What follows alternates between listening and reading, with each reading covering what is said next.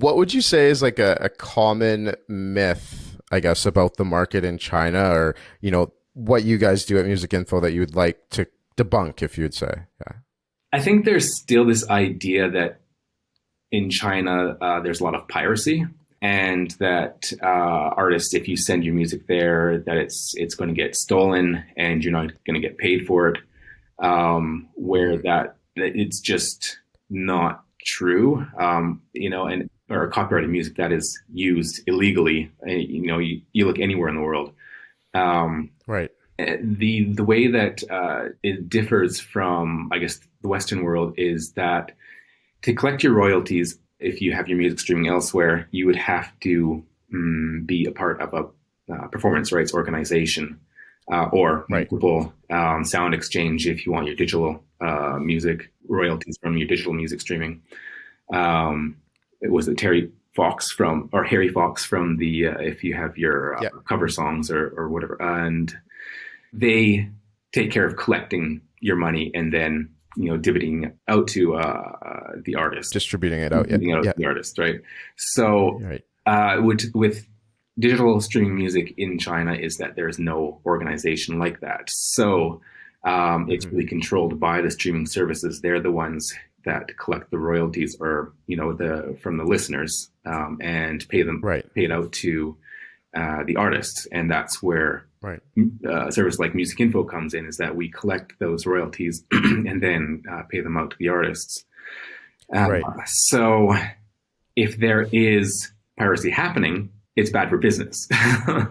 Right? Exactly. Right. Right. So the way that it is, music is utilized, in streaming apps, is that everything is controlled. Everything can be seen, where the music is used, where and who is using it. Right. So there's very little leeway that you can really use Get music around. legally, and so that is something that it often comes up, but I think that people are understanding more that China is more or less on the same playing field as the rest of the world when it comes to the terms of music security and copyright. Like you're saying, like that can happen anywhere. I mean, especially now with technology. I think you think of like some of these beat sites where you can go buy a beat and things like that, or even I look at like Clubhouse and stuff like that, like how people will just share their music, without and not have it copyrighted or whatever it might be. Someone can just listen to that and just take that idea and concept and run with it. So Yeah. I get what you're saying. It's not just one specific area that, okay, if I'm dealing with China, I'm only dealing with piracy issues there. Mhm. I get what you're saying from that standpoint. Another point that I just want to say is that we got a lot of artists who get their distribution plan and they say they want to test the waters. So they distribute an album or a single, Mhm. or usually it's just like a single or two, and then let it run for a year and then see if it's something that they want to invest more in. And more often than not is that they come back disappointed because, well, they haven't actually done the legwork to um, in their own platforms. Like they might have their music on Spotify, they might have it on some other streaming service. If they do, then there's no bio, there's no they don't have a website, or their social media is lacking, or so it's really difficult to Right. find their profile or their music. And Right. then they come in and distribute to us thinking, oh, China is this get quick rich possibility. Right. Right. But the reality is it's no different, is that you have to put the work in. And Right. even then it really depends on the listeners. Do they like your music? And of course, promotion helps a lot as well. So Right. yeah. Right. No, that makes sense. It comes down to obviously the branding, the push, the overall foundation of everything, and not just thinking it's a quick fix, like you're saying. Yeah. You did mention the money, though, that interests me in terms of, so obviously with things like Spotify, people are always like, oh, what they pay out and things like that. So is there, is it a bet in more in favor of the artist when it comes to payouts when we're talking royalties and things like that over on that side of things, or is there still that similar war that you could say going on, trying to get more for the artist in that sense? Not necessarily for you because you guys are trying to pull the money, from the distributors over there. Mm-hmm. But are they paying out more than like a Spotify, or how does that kind of break down? Or is that, I know that's probably an open-ended question, but Yeah, well, I think what you got to do is realize that it is an emerging market, right, and right, so they still are not at the level of like the established music markets such as Europe and United States. It's really young, and you have to find a way to make it work. Um, he's a yeah, I think that there is huge potential, meaning that these new markets, and now I'm talking also about, say, like Africa as well. The majority of the world population, lies in, say, these two continents, Asia, right, right, Africa, and also consider South America as well. Is you're going to have to look outside of your own home, and right. these populations will soon be the major consumers of, or yeah, everything. So I think where maybe the amount of pay is not at the same level as these, old established music markets, is that it'll make up in the numbers.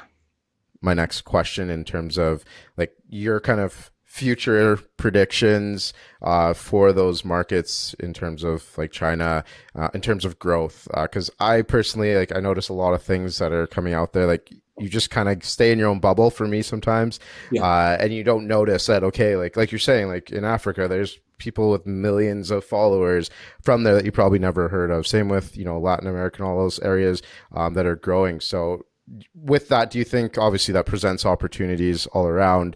But how does that kind of play into what you guys are doing at Musicinfo, and what you kind of see moving forward, where things are going to go, whether that's with technology, you name it, kind of thing? Whether or not you're on board to expand your services into these emerging areas, I think that it's inevitable. And we want to take that initiative. Just recently, we now offer distribution to South Korea, and coming soon, I think in the next month or so, we will have distribution to Africa as well. And realizing too that people people are generally lazy. Yeah. Okay. If everything was on one platform, it would be better than having two different platforms, right? So Right. we also want to, or looking into having a 360-degree distribution service so that people can come here and get their music to all the new markets, as well Right. as your Spotify, Amazon Music, Right. iTunes, is like everyone else to the rest of the world. So Right. um, Right. that is the future of music info. So you're starting on the other side of the coin as Kind opposed of, to, yeah. Going the back. other. Yeah. Yeah. But that's cool. I like that in terms of that approach, because I think there's a lot going on, like I said, and I just, even technology wise, and I mean, I've seen things where it's even not even an artist, like it's just like a hologram, or like I can't remember what the actual word is, where that's being promoted. Mhm. So there's just a lot of different things that I think with the industry, it's going in a lot of different directions, and like you're saying, you kind of don't have a choice. So for someone who's just thinking locally, I mean, I think with the internet and now, you don't just need to be like, someone could be listening to your music anywhere in the world, and you can tap into those markets for sure. So but yeah, other than that, is there anything about Music Info that we missed that maybe we should have asked you, or Well, because we have been focusing on China, we have a very good connection to their services there. Now we also offer sync opportunities. So this is something that is really popular with musicians now, is that they want to get their music heard on movies, TV, yeah, movies ads, played, such yeah. as that. So yeah, if you want to have a better experience with your distribution, specifically with China. What I understand of anyone who has distributed the music through other distributors is that they don't really know what happens to the music once it gets to China. They have some number of streams, and maybe it shows the amount of royalties they get, if there are any. But other than that, it's kind of push the button and just see what happens. So Right. yeah, if you like to know more what's happening with your music in China, then you can see Right. that your music is being played on all these services, and the amount of royalties that each service pays out. And once your music is distributed through us, is that you have these possibilities for like sync. If you have music that has been previously unreleased, new music is that you have the chance to get your music on banners, like on the Okay, cool. stream sites. So it's not just about adding a checkbox to your list of territories through your distributor. Right. That the service has a more value to your own music. I mean, Yeah. musicians, they spend their whole life making music, so why? Right. Yeah. Is that something that's already out that like if I were to use Musicinfo, I could tap into the sync type of thing? And is that something where it's not necessarily open to everybody? Like anyone can, be open to that opportunity, but is there a selection process that goes into that, or At the moment, no. It's okay. anyone who distributes the music through us, then there's a sync opportunity. Yeah, and I see what you're saying, because in terms of, you see some of these distributors and you obviously notice, okay, they're distributing it to, 300 DSPs or whatever. And, you see that, oh, we also do distribution to China, right? So like, I get what you're saying in a sense. It's just a checkbox, like, oh, okay, cool, it's there. Yeah. But you guys are trying to bring more transparency to actually what's going on in that market and allowing artists to see the potential, I guess, in terms of opportunity there too. Yeah.